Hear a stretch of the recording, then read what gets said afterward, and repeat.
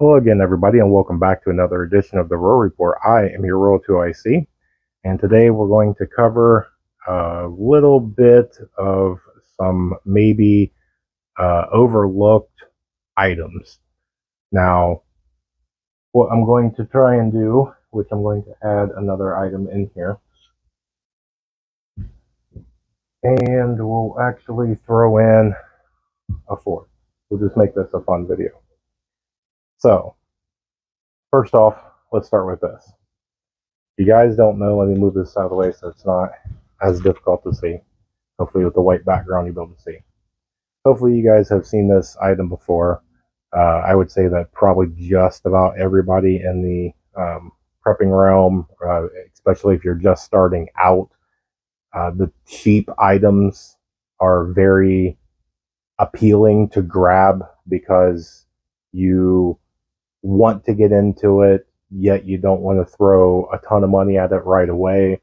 And something like this, especially in some of those, I don't know what you want to call it, um, survivalist shows and whatnot, they will go through and show something similar to this, tell you it's the greatest thing since sliced bread, and it kind of makes you want to go buy it. So if you do not know what this is one of those uh, limb cutting saws. So the idea behind it is you put your fingers in here. I do not like doing that. Then again, I don't like this thing, period.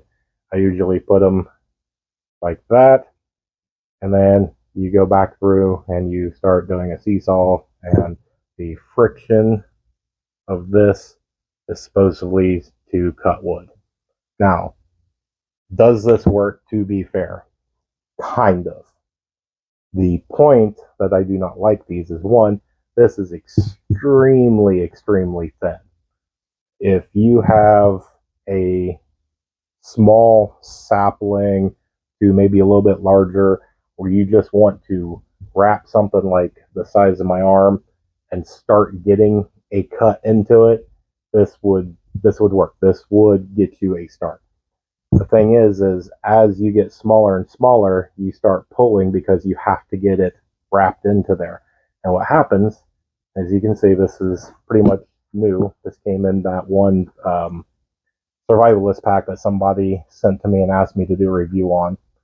So I have not used this one, but as you start going, so your limb's that big, and you start pulling, and it gets smaller and smaller and smaller. And then usually what happens is when you get down to the small, is it does that because you're down and you're trying to get it through. And then usually after just a few little bends, this thing will usually snap right in half, and then you are stuck out in the wilderness off this cheap $2 whatever this thing is, um, piece of whatever. And as you can see, it's already started to fray and it's already getting ready to start to break right there. So I don't like these things. Whatever you do, in my opinion, stay completely away from these. If you want some sort of saw-like device, they do sell a much heavier duty one. You won't have those problems. So, and of course, this one's not going to do it because I'm trying to do a video. Honestly, the rings and the swivels are more valuable than this thing here. So, and I'm actually sure that if I wrap this around and pull, I can probably, yeah, it's starting to give, but I don't want to knock things over and send things flying. So, fail, don't get. If somebody gives it to you, take the useful stuff off, get rid of that, be done with it. All right, next on the thing is going to be these two items here. You don't know what this is, which is fair enough because I haven't taken this one out of the wrapper. I actually stumbled upon it. I forgot I had this one. This is a snare. And then hopefully you will know what this is, where this is a trap. So these are often overlooked. And if you do these right, where you take and you dip and dye these, um, and you take very good care of these, this is 10 times better than taking your shotgun out and hunting. I know, I just said something that I'm going to get a ton of trolls and a ton of negative comments.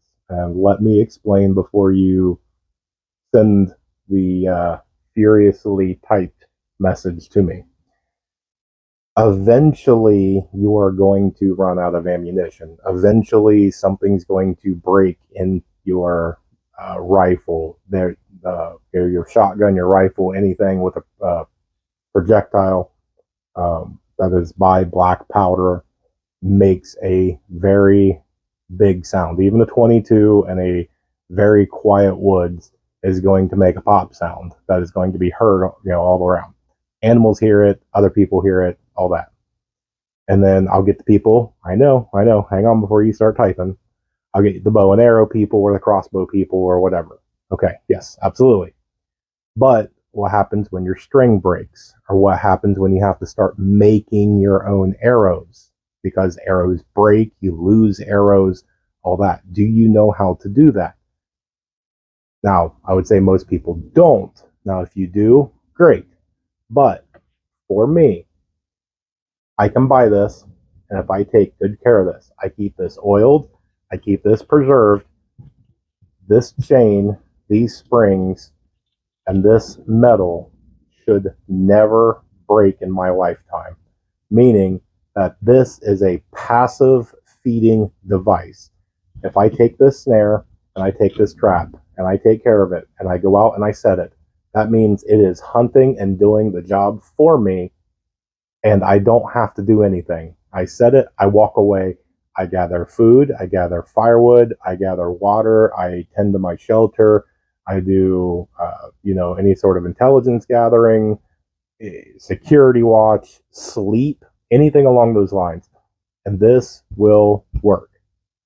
Then if I come back and something took the bait and it set it, or the snare didn't catch just right, I just reset it. And then I just keep doing it over and over and over and over.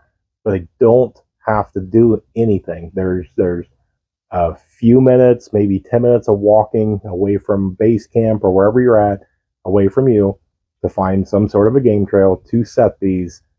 And that is the only energy you have. And you can utilize that because while you're walking, you can forage, you can look for edible mushrooms, edible plants, berries, things like that. You can gather firewood. You can just watch and look and do a security check as you walk out. And then you set your trap, you do your stuff, you do the same on the way back.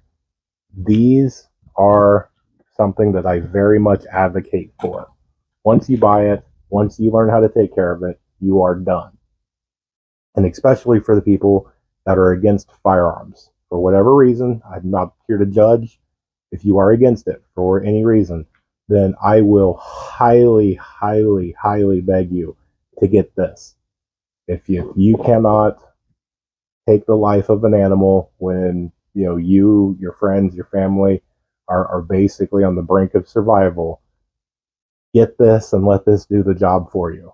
You can walk up, it's already done. You pick it up, you eat it. So I don't want to get any more graphic detail than that, but again, these are great items. So let's jump into the last one. Now, as you can see, I am huge into paracord. I have paracord everything. I think paracord is a very, very good skill to learn as well as an item to have. It is very versatile. You can do a lot with it. You can do anything from make things to repair things. It's basic cordage. You can use it temporarily and take it right back down. It's lightweight. It's strong. It's sturdy. Paracord, should be a prepper's go-to in every single bag. You should really have paracord on you at all times. And even the best way to probably do that, you wear a pair of boots, take your boot strings out, and use paracord. But if you want to learn how to make these, you can go to my channel and go look at my playlist. I do have a bunch of videos to where I show you prepping or paracord 101, where I show you the knots and how to make keychains and bracelets and some other different things. I'll be adding more to that into the future. This one I made, and a lot of times before I get any more comments, you will have them to where they look similar, because paracord and the clasps, whether they are, even if they're these or the plastic ones or whatever, I don't make them, and most people don't make them. You have to buy them pre-made. Now you can get all the fancy attachments like this one here. Now granted, this one has a compass in it that is junk, but it's the only way that I could get it with what I wanted. Now this one does have a whistle on it that does work, and the metal piece right there and the center piece is a ferro rod to where you actually have a fire starting. So, and then you also have, this is roughly 14 feet, 14, 16 feet of paracord in here. So you would have paracord, you would have a fire starting, you would have a whistle, and junk. So with that, if you have made it this far, because I like to see how far people can make it into my videos, what I'm going to do is, if you like this video and you leave me a comment in this video and let me know, I don't want to do anything with OPSEC. Tell me what your favorite color is. And what I will do is, in 7 days, so a week from now, next, whatever this video comes out. Let's actually, because I'm pre-recording this on a Saturday. So today is the 7th. I don't know when I'll release this video. So 7 days from now will be the 14th. So I will announce the winner on the 14th of this. All you have to do again is like and make sure you subscribe, please. But like and comment your favorite color, and you will win this free of charge. I will get with you, and I will ship this out to you if you want this. And with that, I hope that you guys have a good day. Thank you for tuning in. Do all the fun YouTube things. Check us out over on Facebook. And remember to remain united, because we're all prepping in this together.